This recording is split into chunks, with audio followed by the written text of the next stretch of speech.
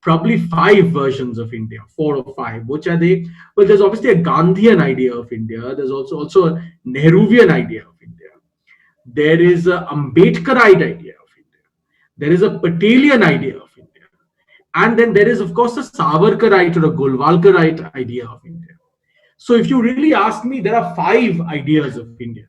And according to me, the Patelian idea of India is the most sensible of them, because it really takes a sort of ground up middle path solution to everything, and it accommodates multiple strands of thinking in the country, but keeping a firm eye onto what is possible on the ground.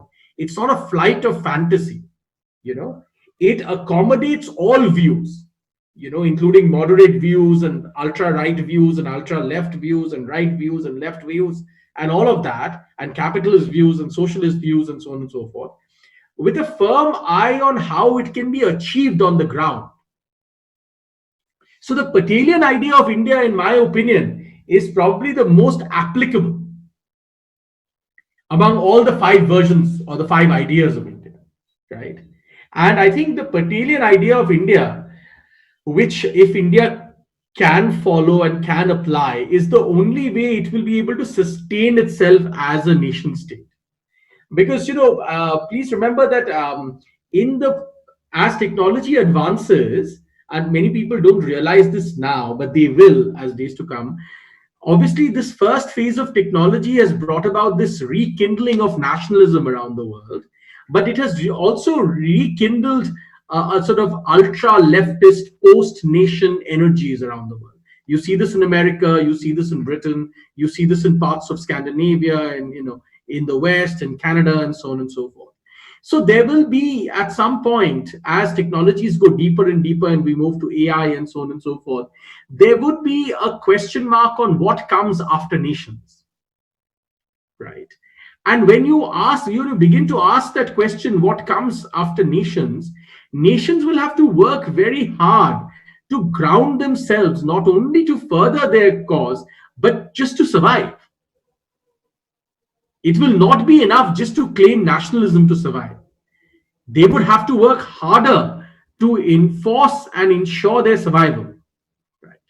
And the Patelian idea of India is India's best hope, in a sense, as a nation state, to ground itself, to propagate its virtues around the world, to bring about an global understanding of the benefits that India brings to the Comity of Nations, without festering any extreme viewpoints or any extreme collision, which will not be beneficial to India. Which is why the way the Indian government has ensured that Jammu and Kashmir's restructuring occurs is the right way to go.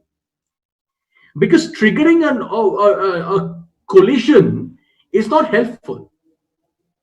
It is much better to shut off, even if needed, certain communications for a period of time, and then slowly relax it and so on and so forth, so that the process of accommodation, hook or by crook, happens over a smooth period of time.